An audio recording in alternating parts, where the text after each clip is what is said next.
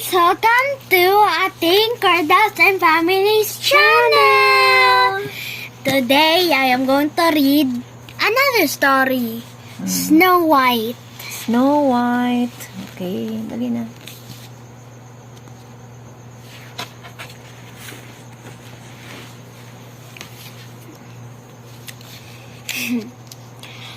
Once upon a time, there was a princess with lips red as roses and skin white as snow. She was called Snow White, and all loved her, all except the queen, her stepmother, who was as vain and selfish as Snow White was kind and good. The queen was a sorceress, and each day she asked her magic mirror, "Mirror, mirror on the wall, who is the fairest of them all?" Always, the mirror answered, "You, O queen." Then, however, there came a day when the mirror's reply was different. "Oh queen, your loveliness is rare." But young Snow White is yet more fair. Enraged, the queen ordered one of the king's huntsmen to take the girl to the forest and kill her.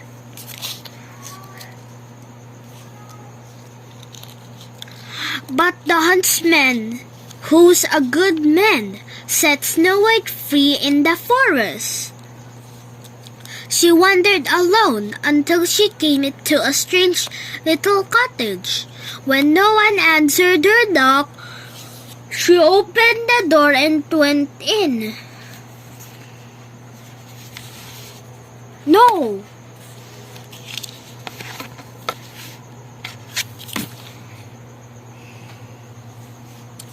The cottage belonged to 7 little men dwarfs who worked every day mining gold and silver.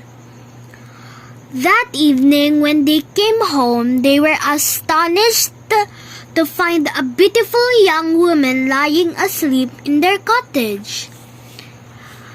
When she awoke, she told them of her plight.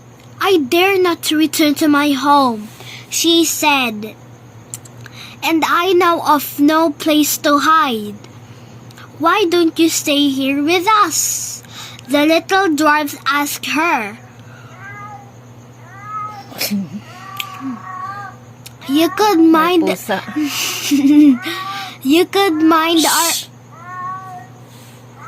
Doon yun.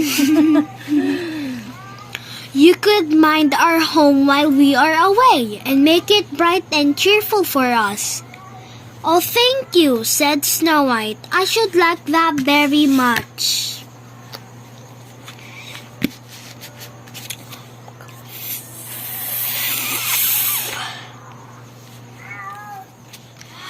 For some time after that, Snow White and her 7 friends lived happily in their forest home. As for the queen in her palace, she, too, was content, secure in the thought that Snow White dead. No one was more beautiful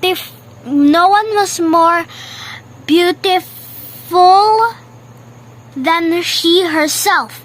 Then one day she happened to put the question to her mirror again.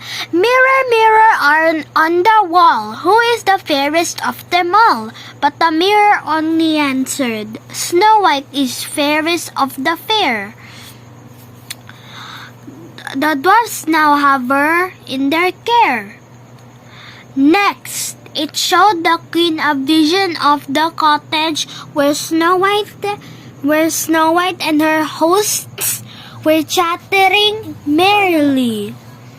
The queen was furious. This time, she declared, "Snow White shall not escape me, for I will kill her myself."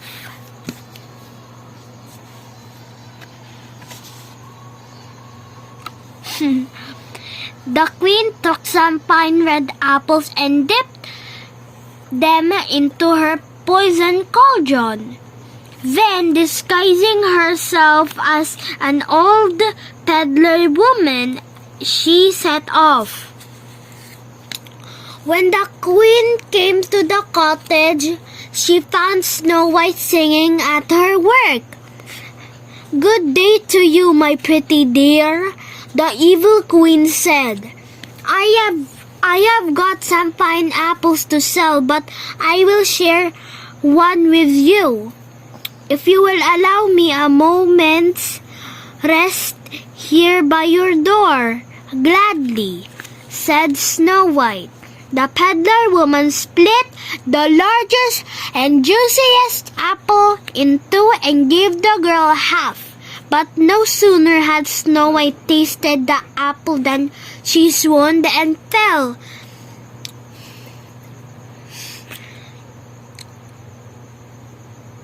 As one dead. "Now, who is the fairest?"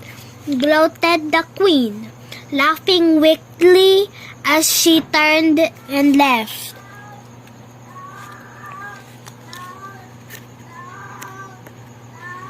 Hey! Bagudbud na ikang nagbabasa.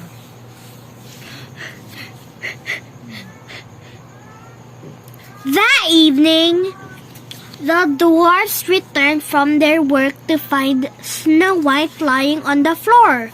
The dwarfs returned from their works, Still and pale and cold.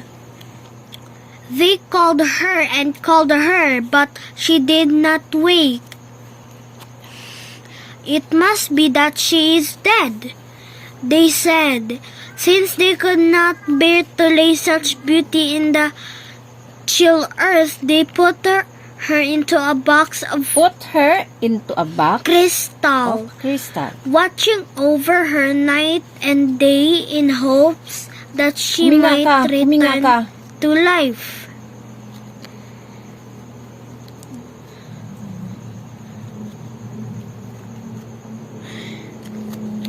Winter came and went, and when spring came again, it brought with it a handsome prince from a nearby kingdom. Ang ingay ng pusa. Oh my God. She's having baby. Wag kang, di ba nag-i-storytelling She ka? is the loveliest girl I have ever seen, he said. Who is she? Hinahabol ka yata ng pusa. Ikaw yata ay hinahabol ng pusa. Kasi, ang bilis ng mo, kaya hinahabol ka. She is the Princess Snow White, they told him. Alas, what's this word? Ito. Alas. She is dead. Surely she's not dead, but only sleeping, the prince said. Tingnan nyo guys, yung niya guys, storybook. Ganyan siya ka, diba? Hindi siya nakontento. Sinusulatan niya. And ginolor. Ganyan siya ka, ganyan siya katalino. Now, where was I? Okay, continue. Gently, he opened the box.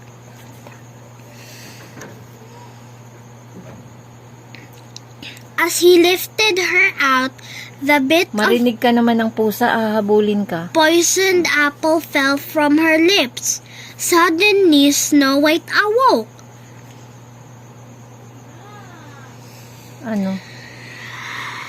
Huminga ka kasi. "Beautiful Snow White," the prince said, "will you be my bride?" "Yes," said Snow White. Mayos ka. Snow White and the prince rode off to his castle, where they were married.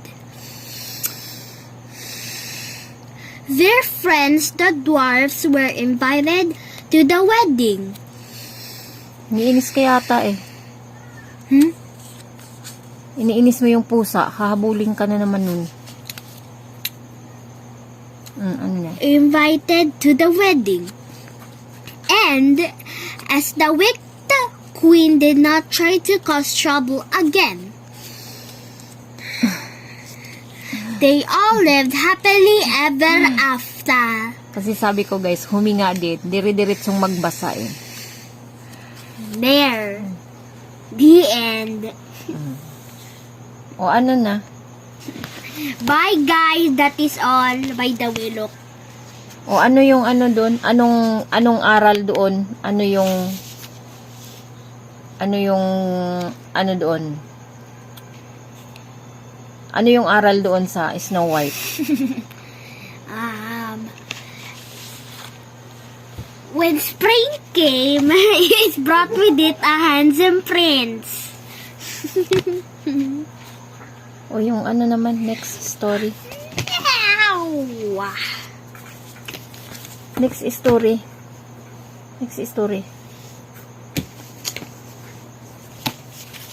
Kasi sabi ko, ano lang, kasi hinahabol ka ng pusa eh. Ang dali. So ito yung next story niya guys.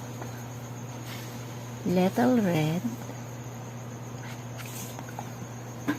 Riding Hood.